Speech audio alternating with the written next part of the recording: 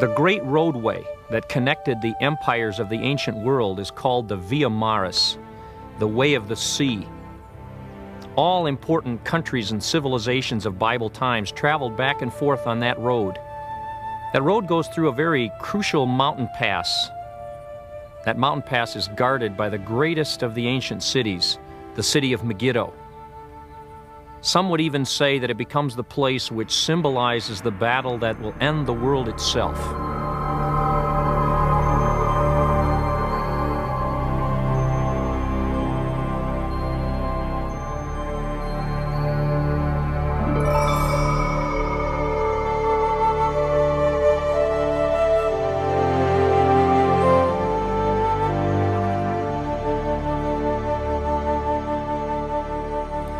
We're on a tell called Tel Megiddo, right at the edge of the plain that was called the plain of Jezreel. Some Christians refer to it as the plain of Armageddon. We'll call it by its Hebrew name, the plain of Jezreel. To the east of us, the great eastern empires of Assyria, Babylon, and Persia, with their silks and their cloth and their spices and all the exotic things. To the south and west of us, Egypt, that huge, powerful, technologically advanced nation with its food supply and access to salt and other kinds of things. And those two empires really needed each other, and so they traded back and forth.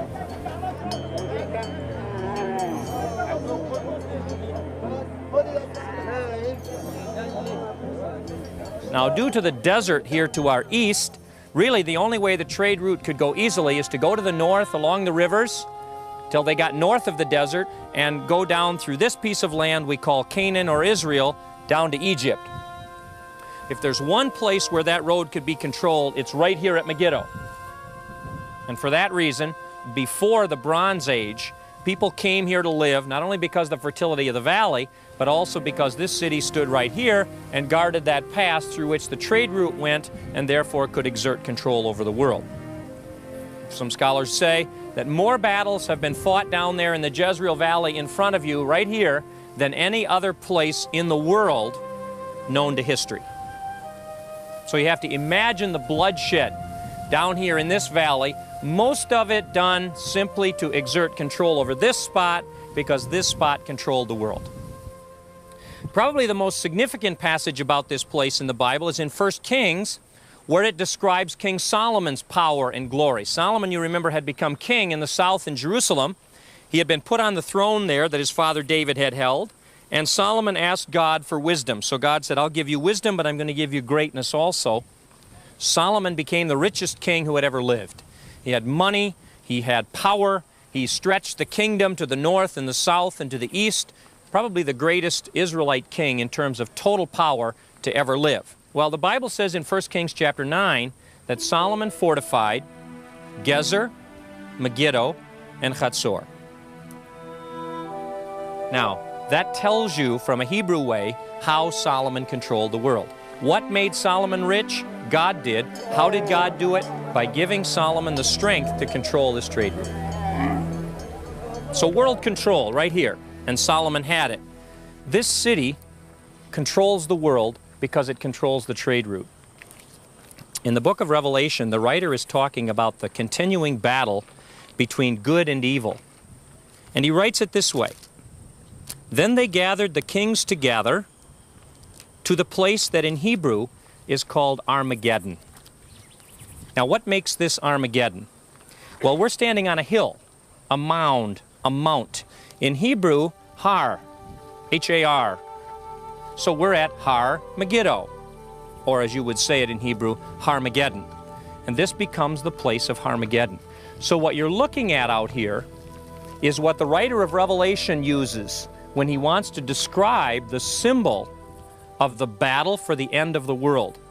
By choosing this location, he gives you some insight about what that battle is all about. Since this place determines the control of the world, by saying the battle will be at Armageddon, the writer is saying the battle is ultimately for control of the world. What would represent Megiddo in our culture? Okay? Hollywood. I could call Hollywood Megiddo. Hollywood sets the standard of the value system of our culture. We could say New York. What is New York? Well, it's the financial center of the world. If the values that determine New York are oppression and injustice and dishonesty, then the influence we have on the rest of the world is anti-God. Maybe you want to say Washington, D.C. is the Megiddo. Maybe that's a call for some of you to be Christian politicians. See, we can't all just be the little people who serve the Lord. Sometime along the line, we've got to say, we not only need the little towns of Jezreel and all these other little towns in the valley, we got to have the Megiddos too. Maybe the most significant Megiddo of today in America is the family.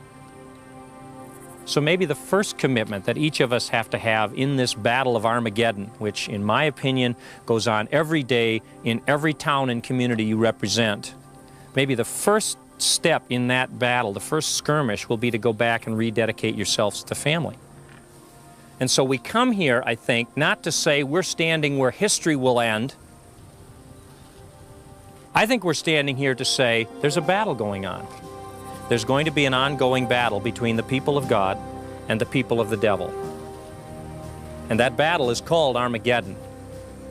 But I like to think also that ultimately the battle between good and evil is going on all over the world. And that battle is going to determine who and what controls the world. Now the question becomes for us, where are we in that battle? Where are our loyalties? Where are our allegiances? The Bible describes that the battle of the end of time is not a battle for political real estate, but it's a battle for the hearts and souls and minds of people. I'd like to have you all look across to the north. That's Nazareth. Now, just over the crest of that hill, a boy grew up.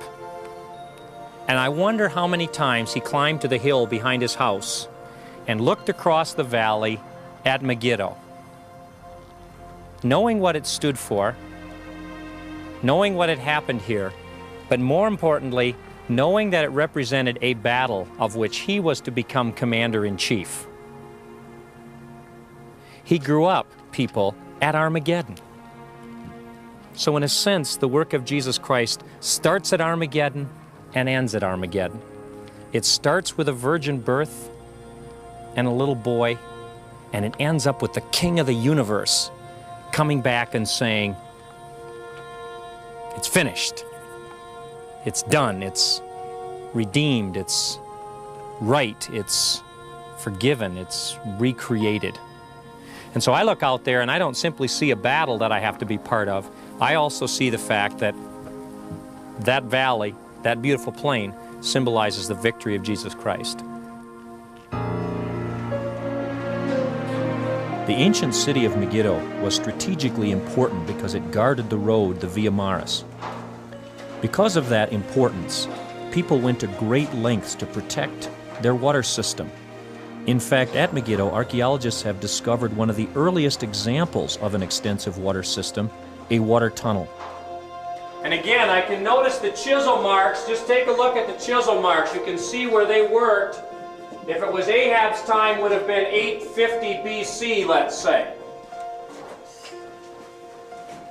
Only by walking through this tunnel can you see how important it was to these ancient people to protect their water. So every day you would come down here, walk all the way to the spring, get the water on your head, carry it back, climb up the steps, and on out. Just imagine how much of your day and how much effort that would take just to keep the city and the people in water.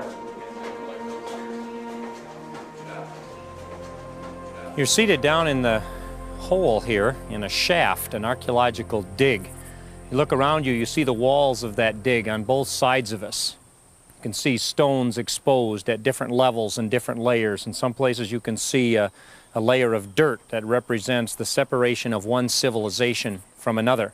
You get a sense of what an archaeological dig is like, but you also get a sense of a tell. You're down at a level which most archaeologists call the Bronze Age. We're really not here at an Israelite period. However, what I'd like to share with you here today is, in a sense, representative of what went on in the Israelite period. We come here to get an understanding of that religious background that the Israelites found themselves drawn into that will help us to appreciate better some of the things that God said about the struggles between bad and good. When the Israelites came here, the Canaanites practiced a fertility religion. Let's just refer to it as Baal worship. Ahab was the king. He began to be drawn into Baal worship as his father had been.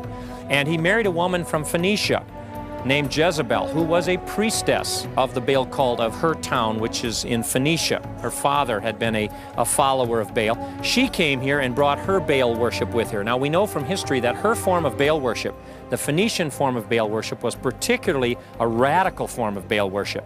And as she brought that Baal worship to this part of the country, it very much became a part of the Baal worship in this part of the land of Israel, and very soon was being practiced by the Israelites, including Ahab and Jezebel. In fact, on that mountaintop right over there, you can see the place that traditionally locates where Elijah had the contest with the Baal prophets of Ahab and Jezebel. There are many names you could give to Baal. He's called Moloch, he's called Dagon or Dagon, but we'll refer to him as Baal, who had a mistress, a female half called Asherah.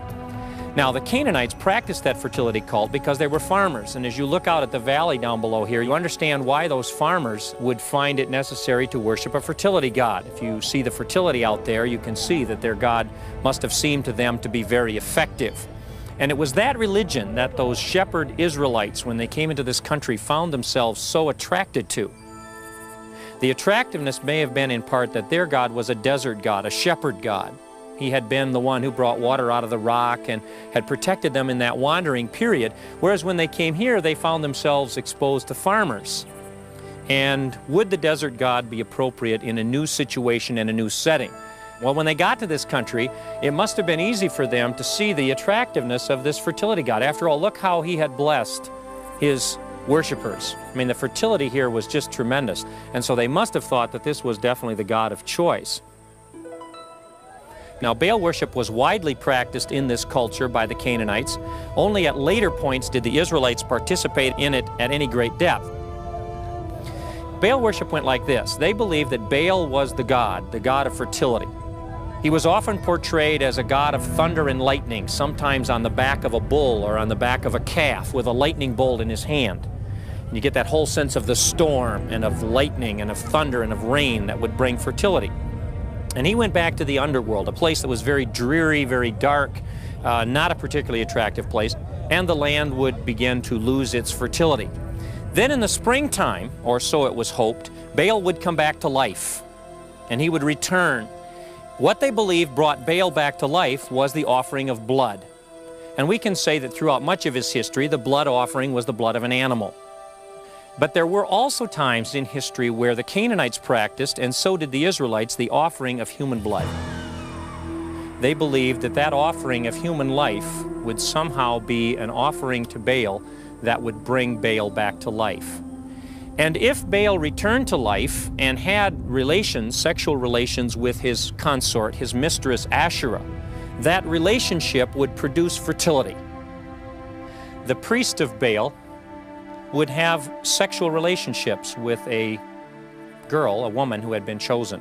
She would be brought out onto a place like this, and in front of the worshipers gathering as you would gather in church, I guess you might say, would observe the sexual intercourse right here on this platform, because they believed that by having intercourse between priest and priestess of Baal, you could possibly encourage or seduce Baal and his mistress Asherah to have intercourse in some sense, and out of that relationship between Baal and Asherah would come the fertility of the land around.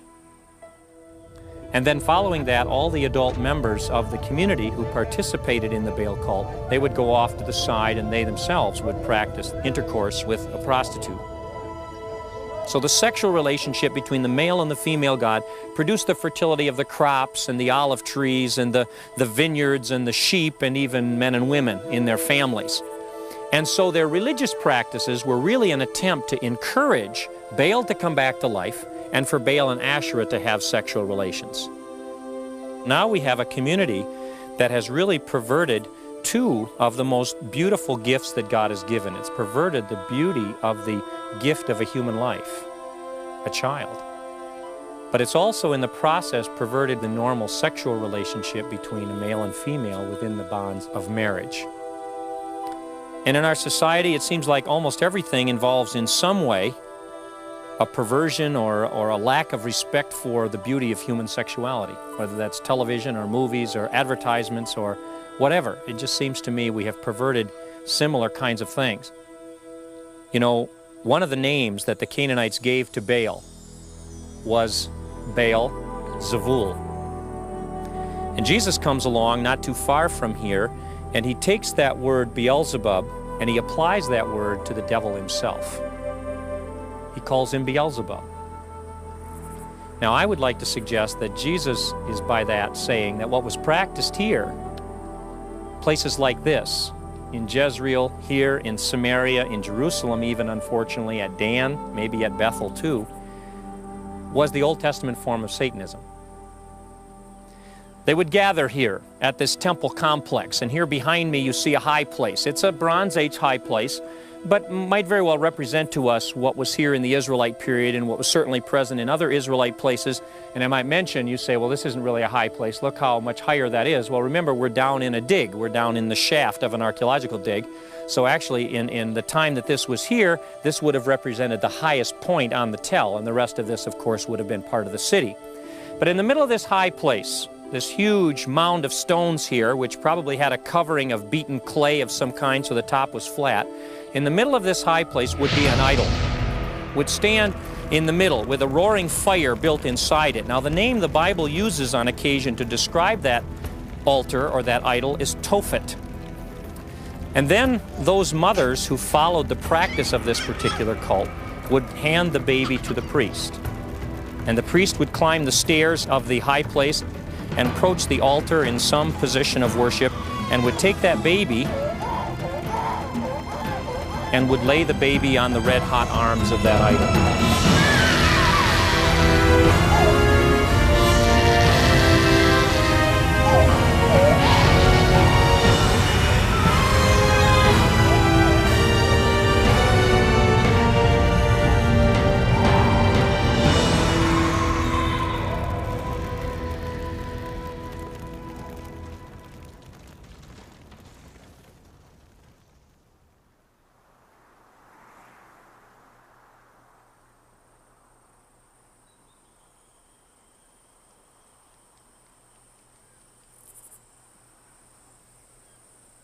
Almost very difficult even to think about or to describe. Some of you have small children.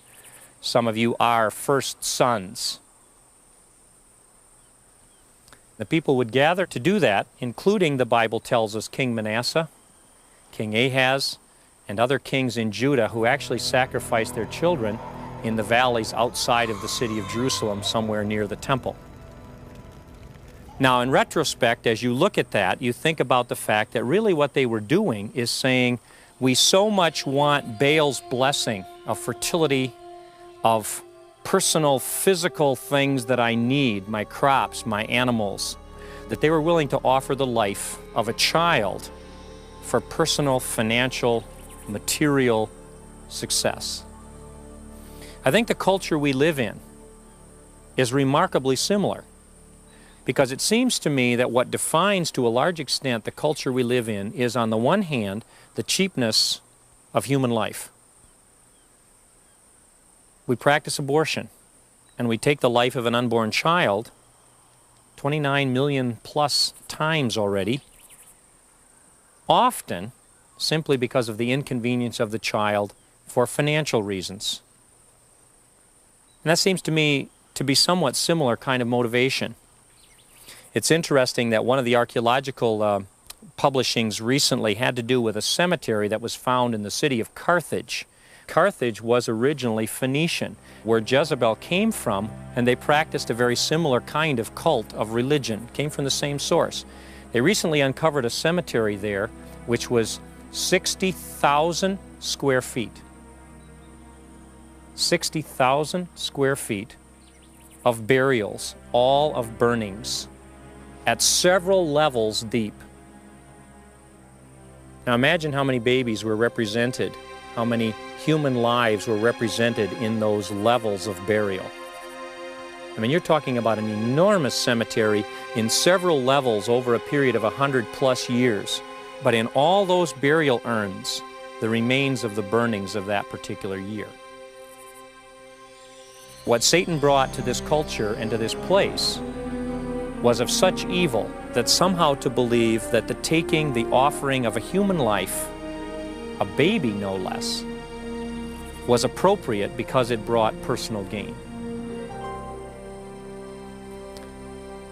Questions, comments, reactions? I'd like to spend a few minutes reflecting on that.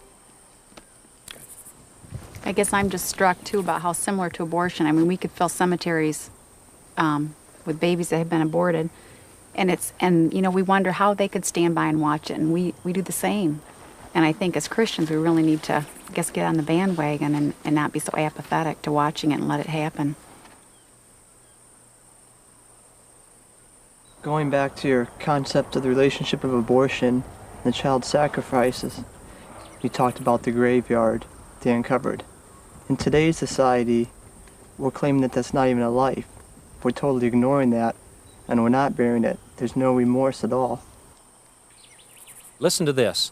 At the same time they defiled my sanctuary and desecrated my Sabbaths, on the very day they sacrificed their children to their idols, they entered my sanctuary and desecrated it. That is what they did in my house.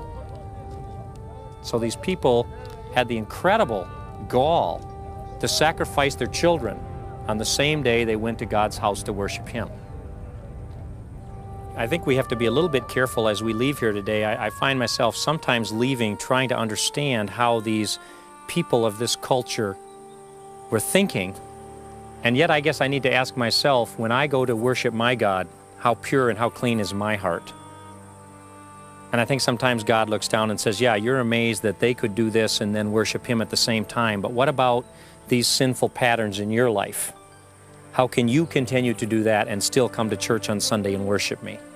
How can you claim to honor God and then do that on weekends? How can you claim to honor God and then do that in your business?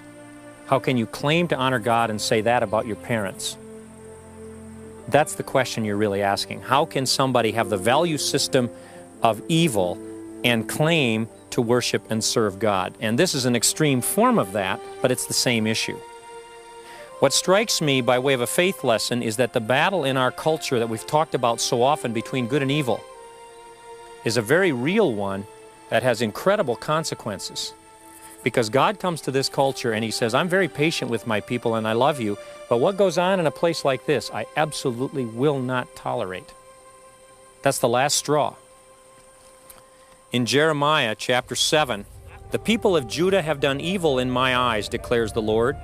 They have set up their detestable idols in the house that bears my name and have defiled it. They have built the high places of Topheth in the valley of Hinnom, of Ben Hinnom, to burn their sons and daughters in the fire, something I did not command, nor did it enter my mind. So beware, the days are coming, declares the Lord, when people will no longer call it Topheth or the valley of Ben Hinnom, but the valley of slaughter, for they will bury the dead in the Topheth until there is no more room. Another passage in Jeremiah, God says, I will actually turn the whole city of Jerusalem into a Topheth. That's how upset I am with that. Taking the blood of an innocent for the sake of one's own personal gain is beyond what God is patient enough to bear. And so when God finally loses His patience, here comes the Assyrian army, probably the most brutal army the world has ever known. It comes marching down the Via Maris to places like this, and it ends at places like Lachish. And people there die brutal deaths. Some may be guilty of things like this, others may be completely innocent. But God finally says, enough. And I think we need to put ourselves into that situation. People, this is a very significant battle. And it's one that we really need to ask, have we been involved enough? Because it's the kind of battle that has long-term consequences. Now, I'm not saying the doom of our society is at hand, but in some ways I think it's very safe to say that God soon reaches a point where He says, I will not tolerate the shedding of innocent blood. God loves innocence. Remember the Sea of Galilee where Jesus stood by a millstone and He said, if you cause one of these little ones, and we define that to be more than children, one of these unimportant ones, to stumble, that'll throw you in the abyss. I think that's an expression of the same kind of anger that God felt with what went on here. And we could even add to that to say, you know, if someone has, through their own personal struggle, arrived at the point where they may have even had an abortion, there's even forgiveness then. And that's, I think, important note to have also. That is not the unforgivable sin. What is unforgivable is when a culture accepts this as acceptable. But yet, if you stand and you look from over there, behind you is this beautiful plain. That's the symbol of the battle between good and evil. Or maybe better yet to say it this way, that's the symbol of who's ultimately going to win the battle between good and evil. And I think we need to keep that in mind, that no matter how evil it is, the thing that you face in your own life, no matter how evil the issue is that we face in our culture, no matter how big and how bad the thing seems that we have to wrestle with as Christians in our Western society, we must never put our eyes so much down on the evil that we don't lift them up and look at what's finally going to happen. Because that out there says, when that battle is finally over, and the commander-in-chief who was brought up 10 miles away is crowned the king, God is going to win.